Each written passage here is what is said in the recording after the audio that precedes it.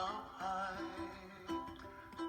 and the dreams that you dream of once in a lullaby. Oh, somewhere over the rainbow, bluebirds fly, and the dreams that you dream of, dreams really do come true. Ooh, someday wish upon a star, wake up where the clouds are far behind. Be where trouble melts like lemon drops, high above the chimney top. That's where you find me. Oh, somewhere over the rainbow, bluebirds fly, and the dream that you did too. Oh, why can't I? All right, lovely. I don't know how you can listen to that and not be cheered up. If you didn't, go listen to it again. That, of course, is Somewhere Over the Rainbow by a Hawaiian singer. I can get his first name pretty easy. It's Israel. And I'm not gonna, his last name starts with a K, and I don't know how to pronounce it. I don't want to butcher it, which I'm already bad enough his name as it is. So, Israel K, Somewhere Over the Rainbow. And that, of course, is from The Wizard of Oz, which came out on May 17th, so yesterday, back in 1900, the book was first released.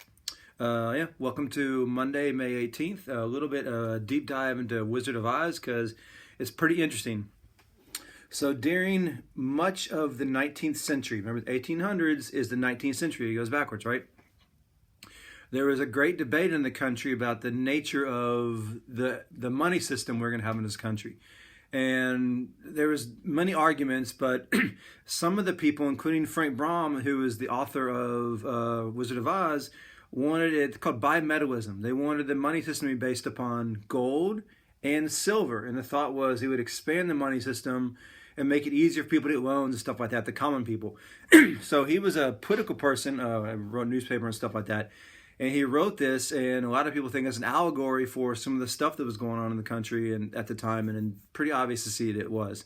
So a little bit deep dive into it. Okay, so you had Dorothy. She was from Kansas. She was just your good old, hardworking, sweet, innocent, nice, typical American who was living in, in the movie is kind of the black and white of the plains, and then she got this great tumult comes, which is a tornado, and takes you to this new world of color, which is supposed to be exciting. It was kind of symbolic of if the political movement of the farmers and the workers could get together and they could change the country. So that was kind of the gist of it, that like the workers need to get together with the farmers and realize that they have common cause and kind of take the country for themselves because they're that's the backbone of America. So the Scarecrow, who of course didn't have a brain, allegedly, he was supposed to be the farmer, which, a lot of people in the city kind of looked down and thought, oh, we're not very smart. Well, actually, you see in the book and in the movie, he actually has a lot of common sense. He just has to believe in himself. Same thing with the Tin Man. He was the industrial worker, like the factory workers, and supposedly he didn't have a heart, but actually, turned out he did have a heart. And the thought was that the farmers and workers would get together, they could get to the country. William Jennings Bryan, the Cowardly Lion was William Jennings Bryan. He was a populist political figure who ran for president several times, and he was big into this silver and gold as well, too. Of course, Dorothy in the movie has ruby shoes, but they changed it. She originally had silver shoes, and it's supposed to be symbolized here. The silver and gold get together, and of course, they're walking to the Emerald City, which was green, like the color of greenback money, and to Oz, which was OZ was ounces. They wanted a 16. There was different combinations, but one of the combinations with them was 16 ounce of silver to equal 1 ounce of gold, and that was going to be the money standard. And so Oz was for ounces, but also was Oz, like it was supposed to be Washington D.C. Of course, the wizard was the president, like all behind, seemed very high and mighty, but actually was kind of like hidden behind a facade of his power wasn't as powerful as he thought he was. You had the northern and southern witches were the good witches. The northern was the workers, and the southern was the farmers. Again, if they could just get together. You had the bad witches on the east and west coast. The east coast witches were the bankers, people like New York City, Boston, places like that looking down on people in Kansas in their mind. And the western bad witch was like the railroad tycoons, these big landowners, again, consolidating all the power and, taking it from the people. And so that was what the book was an allegory from. And I don't know, really interesting time period. Check it out. Frank Baum, The Wizard of Oz, of course, became probably the most famous movie of all time, at least one of them. But there was a really interesting history behind it of what he was trying to get at.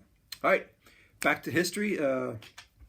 We had on May 17th in 1896, one of the most horrible Supreme Court decisions in our history was passed down. Plessy versus Ferguson.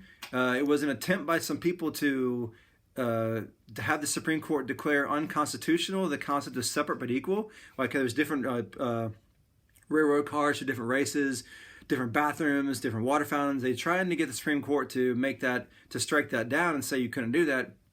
Instead, it backfired horribly, and the Supreme Court, in one of their most terrible decisions they've ever done, declared the separate but equal was fine. And so we're gonna have to do the next, more than half a century before we get to, on May 18th, which is today, in 1954, Brown versus Board of Education was passed, which started to peel back Plessy versus Ferguson and the horrible idea that separate but equal is allowed. And so now that is no longer allowed, so now we can all be in school together. But two important events happened May 17th and May 18th. One kind of set into law separate but equal in Jim Crow, and one started to dismantle it in Brown versus Board of Education. Two hugely important Supreme Court cases, one horrible, and one finally started to try to right some wrongs. All right, so let's get to some birthdays. So one birthday, it is Owen Flink's birthday. Happy birthday, Owen.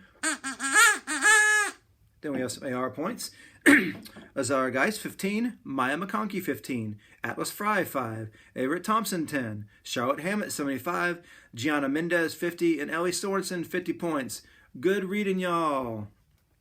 All right, we are going to close on the four-way test. The four-way test are the things we think, say, or do. Is it the truth? Is it fair to all concerned? Will it build good, will, and better friendships? Will it be beneficial to all concerned? Our virtue this month is honesty. How are you showing honesty, Crockett? Man, we're safe, respectful, responsible. Be good to yourself. Be good to your friends. Be good to your family. Help out with some chores. Read some. Smile some. Laugh several times a day. And know that I'm missing you. We can't wait to see you. Remember, we're having our parade tomorrow at 6:30. So if you can come to the school and slowly drive around, and we'll say hi to you and wave signs, stuff like that. I'm going to go out on... It is also one George Strait's birthday. And he's I don't think he was born in San Marcos, but he had a big connection to San Marcos. And I know that a lot of my teacher friends here at Crockett will be upset if I let his birthday go by without playing at least a little bit of it. So here's Amarillo by Morning.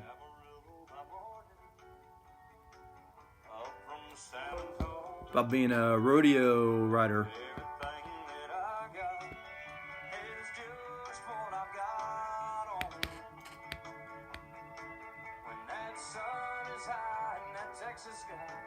I'll be bucking to County Fair.